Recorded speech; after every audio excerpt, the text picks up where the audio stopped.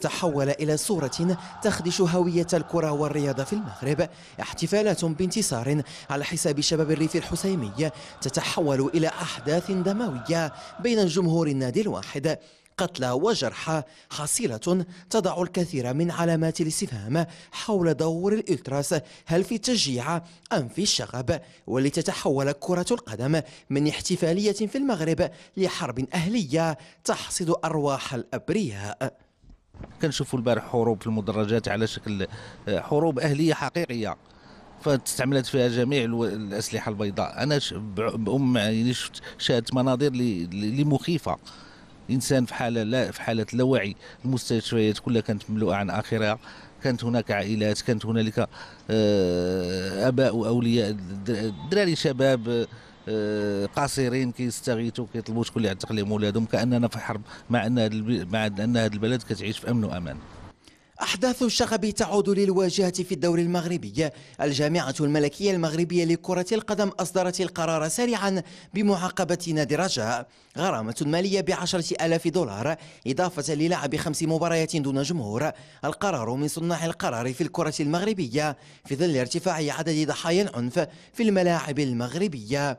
مشكل أصله اجتماعي يتحول لمحيط الملاعب في المغرب لتفشل المقاربة الأمنية في الحد من العنف. تساؤل: لماذا نتخذ مجموعة من الإجراءات ومن القرارات وفي النهاية لا يتم تطبيقها؟ بالنسبة لعقوبة الجامعة، أعتقد أنها عقوبة موضوعية ديال 5 مباريات، لأن فريق الرجاء كانت عنده مقابلة موقوفة التنفيذ، وبالتالي 5 مباريات عقوبة منطقية.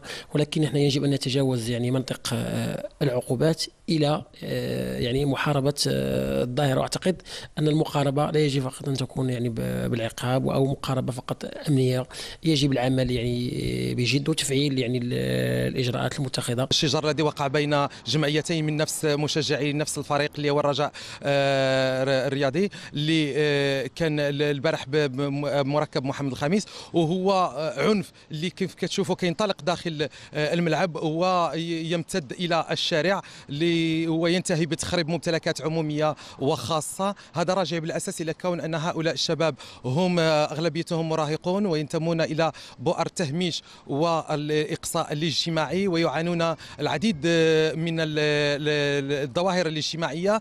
ضحايا جدد بمركب محمد الخامس.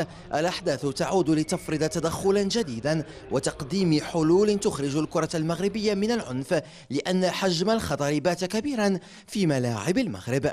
سمع رشبين سبورتس، الدار البيضاء. هذا وعاقبت لجنة التأديب والروح الرياضية في الاتحاد المغربي لكرة القدم نادي الرجاء البيضاوي بخوض 5 مباريات على ملعبه دون جماهير، كما فرضت عليه غرامة مالية بعد اشتباكات بين المشجعين أسفرت عن مقتل شخصين وإصابة العشرات في الدار البيضاء. هذا السلوك وهو سلوك مشين، انه يسيء لسمعة الرياضة وكرة القدم، وكذلك ضد كل ما هو متعلق بالرياضة وبالأخلاق الرياضية والروح الرياضية. إذن هذا الشغب ديال بعض الجماهير أصبح يؤرق كذلك المسيرين الرياضيين وكذلك المسؤولين عن الأندية الوطنية.